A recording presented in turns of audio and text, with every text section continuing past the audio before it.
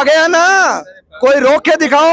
वो आ रहा है शेर राजस्थान न्याय योद्धा हनुमान बेनीवाल, सैकड़ों हजारों गाड़ियों के काफिलों के साथ ये उमड़ा हुआ हुजूम कि सर्व समाज की लड़ाई लड़ता है, अग्रिम पंक्ति में फ्रंट के होके लड़ता है। मैं फिलहाल भरतपुर माइंस मैदान में हूँ, स्टेडियम में हूँ, और आप देख रहे हो पूरा का पूरा माहौल है जो आरएलपी में हो चुका है। हमारे साथ में आरएलपी युवा नेता लादूराम चिगोदरा पहुंचे। नमस्कार सर। नमस्कार, राम राम। कैसा क्या माहौल है?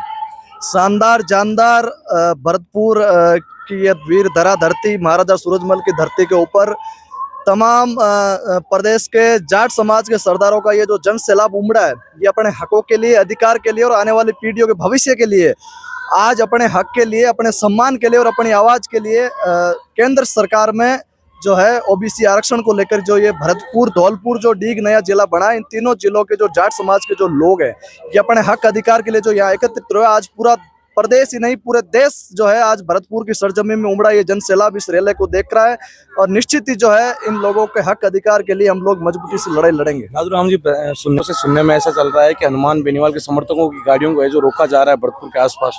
देखिए, ये तो शाश्वत सत्य बात है कि उनको पता है कि राष्ट्रीय लोकतांत्रिक पार्टी के सुप्रीमो और नागौर सांसद हनुमान बेनीवाल की ताकत किसी से छुपी नहीं है, क्योंकि उन्होंने कभी भी हमेशा बैक फ्रंट पे खेला नहीं है। हमेशा उन्होंने अग्रिम फ्रंट के अंदर फ्रंट में खेल के और हमेशा अपनी ताकत का एहसास जो है सरकार को कराया है, क्योंकि जब जब हनुमान बेनीवाल हुंकार भरता है तब तक सरकार और प्रशासन के हाथ पांव फूले रहते हैं।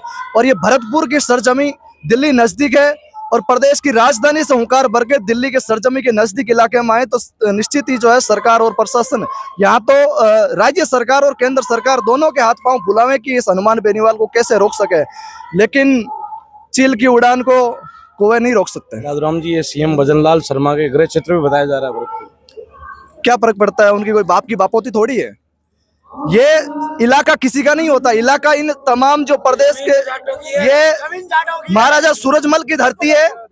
अजय योद्धा महाराजा सूरजमल, जिन्होंने उस समय अंग्रेजों से, मुगलों से, आक्रांताओं से लड़ाई लड़के इस पताका को फहराया था। इस भरतपुर का नाम हमेशा हमेशा के लिए उन्होंने आबाद किया था, और आज वापस वो पल आया है, जाट समाज को वो इतिहास दोहराने का पल आया है कि जिस भरतपुर की जाट सरदारी का नाम हमेशा पूरे विश्व भर के अंदर एक आबाद के रूप में लिया जाता था, अजय योद्धा के रूप में, आज वही भरतपुर, धौलपुर, डी के जाट समाजों के जब वो संकट का पल आया, जब उनके हकों की बात आई, तो ये लोग डरने वाले नहीं है। और जाट कभी किसी से कमजोर नहीं हुआ।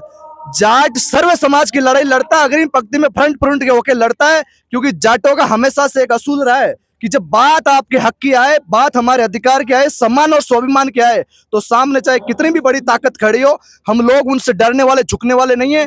सत्ता के आंखों में आंखें डाल के सत्ता को झुका के हम हमारा हक लेना जानते हैं। सुनने में ऐसा आ रहा था कि हनुमान बेनीवाल को भरतपुर में एंट्री नहीं करने देंगे, तमाम दोनों पार्टियां। वो आ गया ना, कोई रोक के दिखाओ। वो आ रहा है शेर राजस्थान न्याय योद्धा हनुमान बेनीवाल, सैकड़ों हजारों गाड़ियों के काफिलों के साथ ये उमड़ा हुआ हुजूम।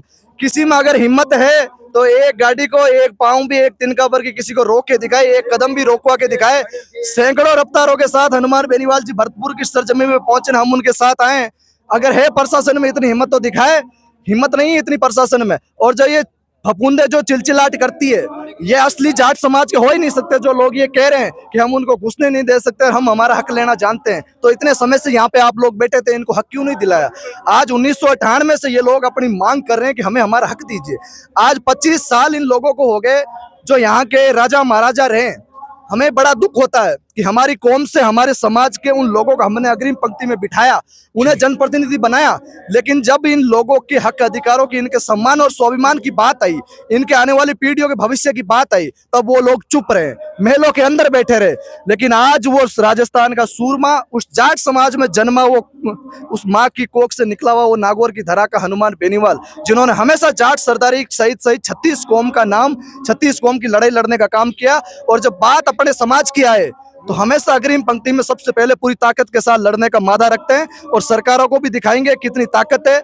हम भरतपुर पहुंच गए, और आने वाले जो समय के बाद में लोकतांत्रिक पार्टी के सुप्रीमो हनुमान बेनीवाल जी के जो आदेश होंगे, उस आदेशों के अनुरूप हम इन लोगों को हक अधिकार दिला के रहेंगे। अगर अब भी सरकार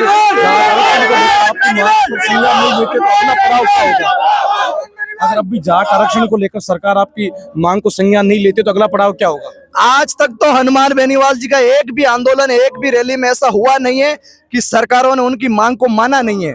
और आज तो अपने समाज की बात आई है, जाट सरदारी की हुकूमत की बात आई है, और भरतपुर के लोगों ने जब हनुमान बेनीवाल जी को और हम लोगों को पुकारा है तो हम उनके लिए हमारा एक एक रक्त नहीं, पूरा बलिदान देने के लिए तैयार बैठे हैं। क्योंकि महाराजा सूरजमल वो भी आज ऊपर बैठे, ये सोच रहे होंगे, वो देख रहे होंगे कि हमारी कौम के लोगों को आज किस तरीके से भीख मांगनी पड़ रही है। जाट समाज इतना कमजोर नहीं है कि सरकारें उनको झुका दें। जाट समाज वो समाज है, राजस्थान की सरकारों को बनाने का मादा रखते हैं और सरकारों को घुटनों के बल झुकाने का भी मादा रखते हैं। और आप देखोगे कि जिस प्रकार से आने वाले समय में जो पड़ा होगा, जो आदेश होगा, उसके बाद में हम न्याय दिला के रहेंगे, हक लेके रहेंगे, अधिकार लेके रहेंगे। जाट बलवान, जय भगवान, जय महाराजा सूरजमल, जय विकास। मेरे साथ आरएलपी युवा नेता लादूराम गोदरा का कहना है कि अगर अब भी जाट आरक्षण रैली को लेकर सरकार संज्ञान नहीं लेती है तो अगला पड़ाव जो आलाकमान तय करेगी, जो संघर्ष समिति तय करेगी वो होगा। लेकिन जाट आरक्षण उनका रैली में जाट आरक्षण, जो जाटों का आरक्षण इस क्षेत्र में वो दिला के रहेंगे।